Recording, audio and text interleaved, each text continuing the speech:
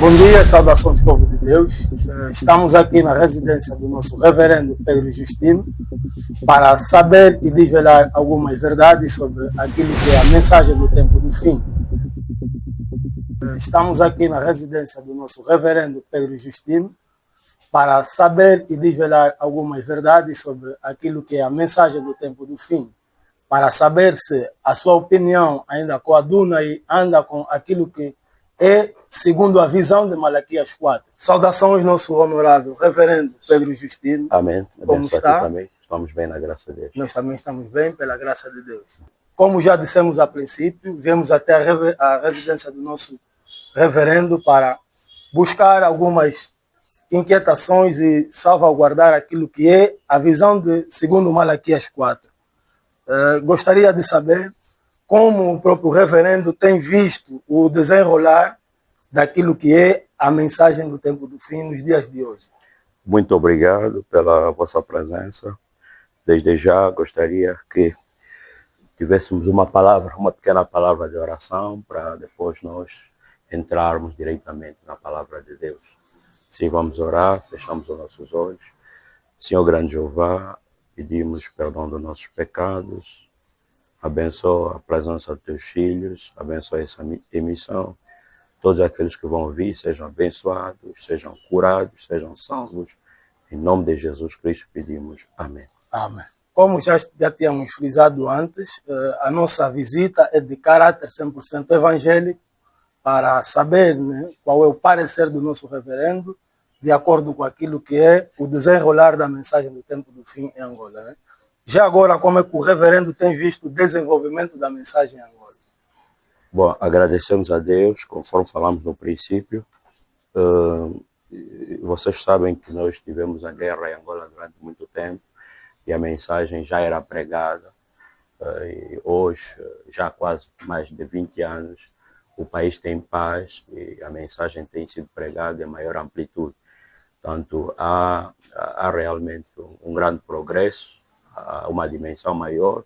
As igrejas têm se espalhado à volta de todo o país e é normal, é uma inquietação nossa com que o Evangelho seja pregado com pudor, da forma conforme a Bíblia profetizou, que haverá luz no tempo de entardecer, é conforme o profeta de Malaquias 4, um profeta que vem desvendar todos os mistérios, que a palavra seja pregada com toda a claridade. Essa é a nossa inquietação.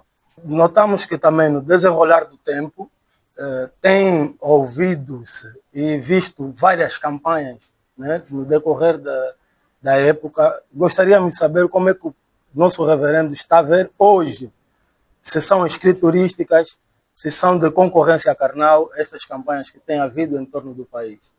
Bom, as campanhas estão alinhadas com a palavra de Deus, de uma forma geral, porque a grande comissão, em Marcos 16, a Bíblia diz: ide a todo mundo pregar o Evangelho. Em São Mateus capítulo 10, Jesus Cristo comissionou os apóstolos para ir pregar o Evangelho.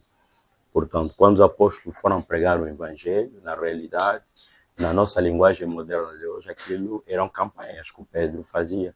Paulo fazia muitas campanhas, Pedro fazia muitas campanhas. O nosso profeta William Marion Branham, o modelo da era, fazia muitas campanhas e não só. O profeta nos deu uma recomendação dizendo que nós devemos fazer qualquer coisa para o Senhor Jesus Cristo. O que canta deve cantar para Cristo, para levar as pessoas ao conhecimento da verdade. O que prega, mesmo na rua, no canto, em qualquer lugar, deve fazer um esforço para mostrar às pessoas o Evangelho do tempo do fim. Portanto, as campanhas estão na ordem do dia, estão aliadas com a palavra de Deus. Agora, obviamente, como no tempo do Paulo fazia essas campanhas, mas também havia imitadores. O importante é saber se o motivo é certo, o objetivo é certo, e se é Deus que comissionou para fazer esse trabalho. Se for Deus, certamente que aquilo irá à frente. Sabendo que o nosso reverendo é um grande organizador de campanhas que tem levado o Evangelho de forma certa e desta maneira, impulsionando campanhas, será que as campanhas organizadas pelo reverendo têm impactado a vida das pessoas? Certamente, as campanhas que nós organizamos, elas impactam De facto, nós até aqui organizamos 2 campanhas, não é? A última campanha que nós organizamos, ela teve um sucesso à volta de 99% de apreciação.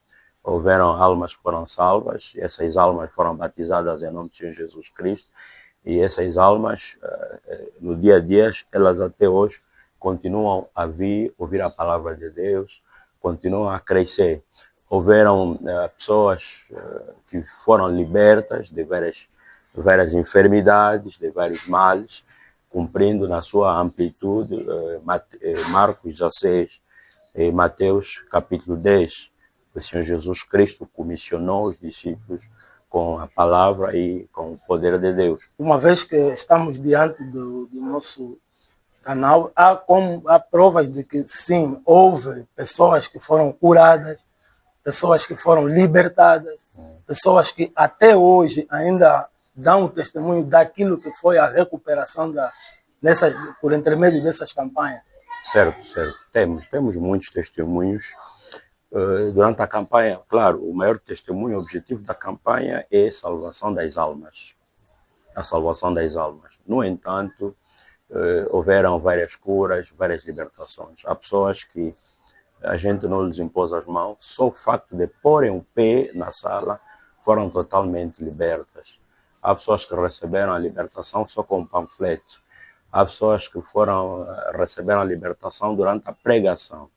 Portanto, essas pessoas existem, os contatos estão aí, não são montagens, okay? É uma realidade. Quer dizer que o Senhor Jesus Cristo é uma realidade no nosso ministério.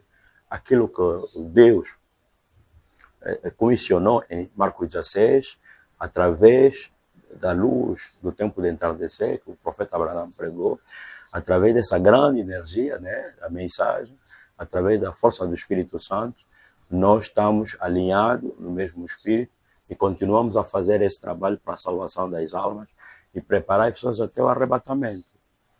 Sabendo que o impacto dessas campanhas veio por intermédio daquilo que é o chamar do povo, o chamar das pessoas que estão no calento, que estão na aflição de ter algo palpável. As igrejas ainda hoje têm demonstrado que os 9 dons estão manifestados dentro da igreja, ou algumas já se apartaram disto, naquilo que é o mundo da mensagem pregada por Malaquias 4. Certamente que, bom, o profeta disse que nós não podemos pregar, as nossas expectativas, as nossas experiências, melhor dizendo. Nós devemos pregar a palavra de Deus. E um bom ensinador não faz o seu absoluto através das suas experiências, né? Mas um bom ensinador é um biblista. O profeta chama isso de biblista. Quer dizer, ele faz a sua experiência à volta da palavra de Deus. Tanto as pessoas, em todo lugar onde houver o evangelho a ser pregado com poder e demonstração do Espírito Santo, naquele lugar haverá os 9 dons. Porque quem prega também tem dom. Embora é um ministério, mas aquilo também, num ângulo, é como um dom. Os ministérios, o apostolado, o evangelista, o doutor, o profeta menor, etc, etc. Mas os 9 dons devem acompanhar todo o ministério, que é ministério apostólico, deve ter na sua igreja os 9 dons. Porque o trabalho do profeta William Marion Branham é de nos tirar das denominações, de nos tirar da superstição e de nos levar de volta à fé apostólica. Portanto, esse é o trabalho do profeta William Marion Branham. Eu vou ler aqui uma citação muito rapidamente, em 2 Timóteo, capítulo 4, versículo 1 em diante, a Bíblia diz: conjuro-te, pois, diante de Deus e do Senhor Jesus Cristo, que há de julgar os vivos e os mortos na vinda e no seu reino, que pregues a palavra. Portanto, Timóteo era um ministro que Paulo estava a formar, e Paulo, mensageiro da era, disse ao Timóteo que pregues a palavra, instes a tempo e fora do tempo, redarguas, repreendas, exortes, com toda longanimidade e doutrina. porque virá tempo em que não sofrerá a sã doutrina, mas tendo comissão nos ouvidos, amontoarão para si doutores, conforme as suas próprias concupiscências, e desviarão os ouvidos da verdade e voltarão à fábula, etc, etc. Em casa podem continuar a ler os ouvintes, mas para dizer que a hora que estamos a viver é a hora do retorno à mensagem apostólica. E o profeta Branham tinha sempre o cuidado de nos levar nas escrituras. Tanto na era que estamos a viver, o profeta diz na Etc. da Igreja, em mais outras citações, que haveria uma invasão do erro, tal como foi no tempo do Paulo. Já agora, sublinhando isso que o nosso reverendo está a dizer, há uma pergunta que tenta alinhar com aquilo que é a explanação do reverendo, sabendo que o reverendo é um guardião daquilo que são a fé apostólica, na sua maioria. Quais são os sinais que uma igreja, né, possa mostrar que está desalinhada da visão apostólica segundo o profeta? Bom, o primeiro sinal é quando uma igreja nega o mensageiro da era, porque a visão apostólica começou com os apóstolos, por isso é que é visão apostólica. Malaquias 4 nos diz que levará o coração de volta aos pais. Portanto, nós somos filhos, Malaquias 4 tem 2 ângulos, mas a parte que nos interessa é levar o coração dos filhos aos pais. Quem são esses pais? Paulo, Pedro e os apóstolos. A visão apostólica começa com os apóstolos. Devemos crer que numa era há um mensageiro. Nessa era que estamos a viver, recebemos um mensageiro. E esse mensageiro não foi numa montanha orar e tornou-se profeta, não. É uma graça. Portanto, o profeta Branham é um americano de origem irlandesa, não é? Os seus pais, os seus avós eram imigrantes lá na América, irlandeses, e eram totalmente bêbados. Eram delinquentes, etc, etc. Mas Deus agradou-se dentro daquela família, de pai delinquente, de pai bêbado, trouxe o maior profeta dos nossos tempos, desde o tempo de Enoque até hoje. Quer dizer, portanto, o profeta Branham é o profeta da era que estamos a viver. A primeira característica que uma igreja está alinhada com a palavra quando recebe na totalidade o profeta. Porque Deus fala através do homem em cada era. Na era de Paulo, o Paulo disse em Gálatas capítulo 1, versículo 8, qualquer um que pregar uma mensagem diferente dessa que eu prego, seja que esteja no céu, ao lado do Jeová de Deus, ao lado do Senhor Jesus Cristo, seja que esteja na terra ou no inferno, seja anátema.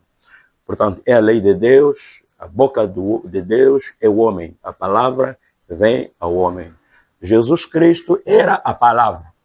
William Branham não é a palavra veio a William Branham. É a primeira coisa. E a segunda coisa, o profeta está nos dizendo, etc. da igreja, que a verdadeira igreja sempre vai querer encostar o padrão da igreja de Paulo. É uma igreja que vai batizar em nome do Senhor Jesus Cristo. É uma igreja que vai pregar a monogamia, quer dizer, um homem, uma mulher, um homem. É uma igreja que pregará a vinda de Jesus Cristo, segundo Tessalônica, tanto o alarido, a voz, a trombeta de Deus em primeiro lugar, depois os mortos em Cristo ressuscitam e depois a vinda de Cristo. É uma igreja que pregará a santidade. É uma igreja que não fará compromisso com a palavra de Deus. Portanto, não se vai virar a extravagância. O apóstolo Paulo era um apóstolo que tinha o poder, tinha a palavra de Deus, mas era um homem muito simples. Igualmente, William Branham era um homem muito simples. Portanto, são algumas características que nós podemos ver que essa igreja está aliada com a palavra de Deus, essa igreja está desaliada com a palavra de Deus. Então, também eu posso adicionar uma outra característica. É uma igreja que não contará com outros poderes, conforme James e Jambres tentaram no tempo de Moisés, mas contará simplesmente com o sangue de Jesus Cristo para fazer o trabalho divino. concernente àquilo que debruçou o nosso referendo, mostra que esta igreja tem que estar baseada naquilo que são os pontos que a igreja apostólica carregava, e essa igreja tem que dar frutos positivos. Fruto esse que é o homem que sai de um lado apostado para um lado certo, né? Quais as características de um verdadeiro adorador dentro dessa igreja, segundo a visão de Malaquias 4? Sabendo que ele recebe, ele tem que mostrar a postura certa, não é errado, porque ele está de acordo com aquilo que é a igreja certa. Bom, você sabe, o homem foi feito para adorar. O profeta Abraão está a dizer, Deus pôs a sede dentro do homem e Satanás perverteu a sede dentro do homem. Desde o Gênesis, o homem sempre procurou adorar. Vamos ver, Abel, Caim tentaram adorar a Deus. Mas onde é que houve a linha de demarcação? A linha de demarcação, nos primeiros adoradores, foi que Abel tinha a palavra, o desejo de voltar na redenção. Caim também tinha esse desejo. Mas a adoração do Abel foi confirmada. A coluna de fogo desceu, ou agradou-se. Portanto, Deus desceu na adoração de Abel, porque a adoração dele era em espírito e em verdade. Em São João 4, nós vimos que Jesus Cristo disse à mulher, vocês adoram que não sabem, vocês adoram em vão. A mulher disse, mas como adoramos em vão? Jesus disse, a verdadeira adoração, ou o Pai procura os adoradores que adoram em espírito e em verdade. Portanto, hoje, para você ser um verdadeiro adorador, deve conhecer a verdade. Jesus disse, conhecereis a verdade vos libertará. Quando você nega o mensageiro da era, não tem adoração possível para ti. És um falso adorador. Ou és um adorador metade. Quando você nega o poder de Deus, que Jesus Cristo é o mesmo ontem, hoje e eternamente, e dizes que aceitas o mensageiro, mas que as obras de Deus terminaram com a morte do profeta Abraão, a tua adoração é em vão. Quando você adora com mortos, irmãos que já morreram, você diz que estamos aqui com o irmão fulano que já morreu, estamos aqui, aquela adoração também é em vão. Porque nós devemos adorar na presença do Senhor Jesus Cristo, tal como Moisés lá no monte, ou Elias no Monte Carmelo. Os falsos profetas tentaram adorar, Elias fez a adoração e a coluna de fogo veio na adoração de Elias. Portanto, é um sinal, a pessoa deve ter a palavra de Deus e deve ter os sinais. Se não tiver esse binômio, é uma adoração falsa, é uma adoração bem falsa, é uma adoração que Deus não agrada, Deus não agrada.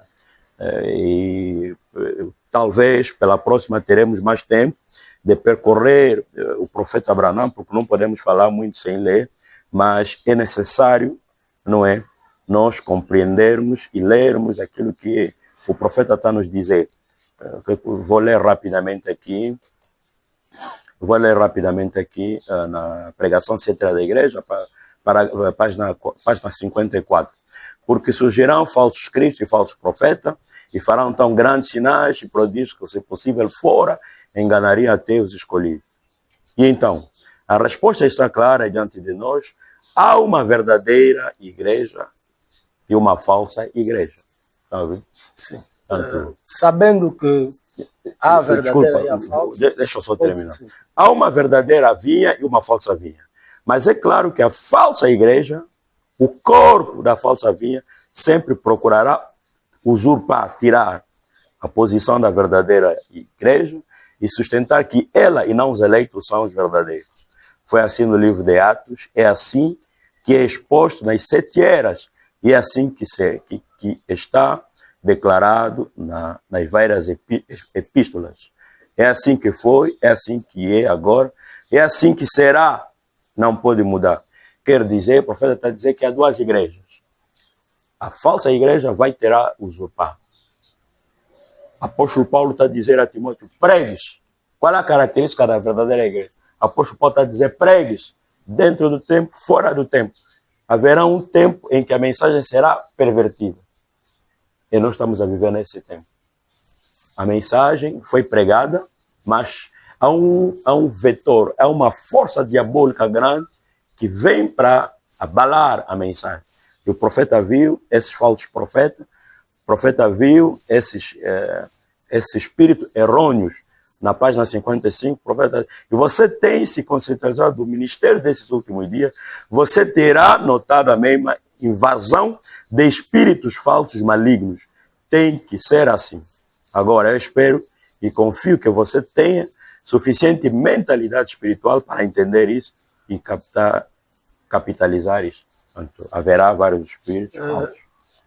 O profeta previu, o profeta viu a evasão do erro que vinha sobre o nosso tempo, e sabemos que a falsa vinha, como a verdadeira vinha, está ao nosso redor. Tem tomado Angola por intermédio desta mesma mensagem que veio perfeita. Qual é o conselho que o nosso reverendo Pedro Justino deixa já agora para a geração vindoura, e não só, né? Aquela que também caminhou durante este todo o tempo dentro deste erro? Bom, o conselho, o tempo talvez é pouco, mas está sempre na mensagem, né? Nós, os pregadores, devemos repetir o profeta William Marion Branham, repetir por inspiração, não é repetir carnalmente. Deus abomina aquilo que é carnal, é movimento de Caim.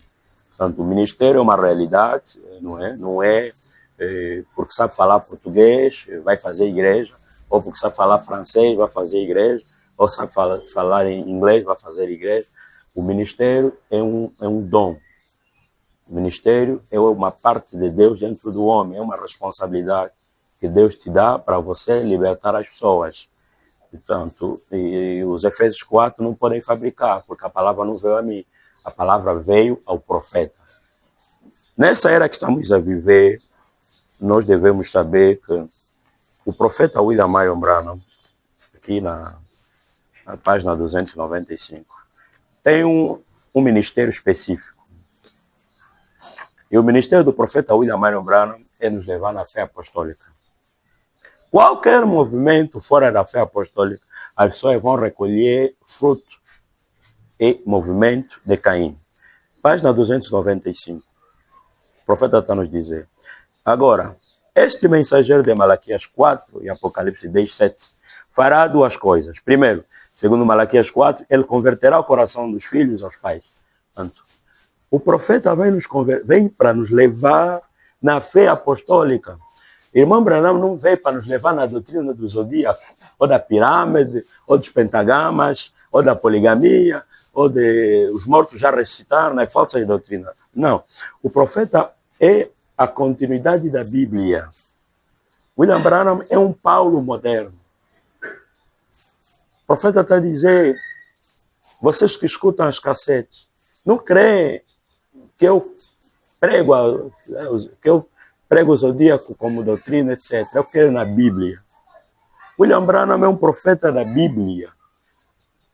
Portanto, o conselho que estamos a dar é para que as gerações passadas continuem com a mensagem dentro da Bíblia, aquilo que o profeta disse, dentro da santidade.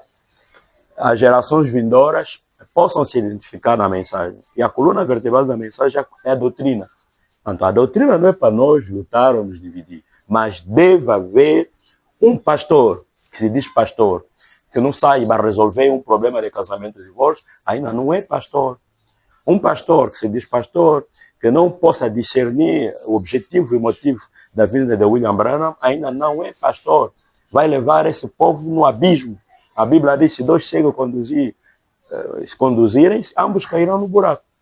Devemos saber qual é o ministério de William Branham. Levar a fé apostólica, revelar os 7 trovões, os mistérios ocultos. Está aqui tudo isso na página 295. Secretária da Igreja, podem ler nas vossas casas. É esse o objetivo da mensagem. Muito obrigado pela recepção, muito obrigado pela palavra partilhada. Que Deus te abençoe. Que Deus abençoe ricamente. Obrigado. Até uma outra ocasião. Obrigado. Aguardaremos. Shalom. Shalom.